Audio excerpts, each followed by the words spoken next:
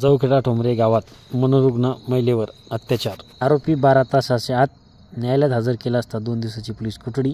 भोकरदन तालुक्यातील जवखेडा गावामध्ये 26 वर्षीय तरुणीवर गावातील आप्पासाहेब भाऊराव वाघ या नराधमाने अत्याचार केल्याचा प्रकार समोर आला आहे। गुल्फी देतो म्हणून या मनोरुग्ण महिलेला एका मकाच्या शेतात नेऊन तिच्यासोबत अश्लील वर्तन केले।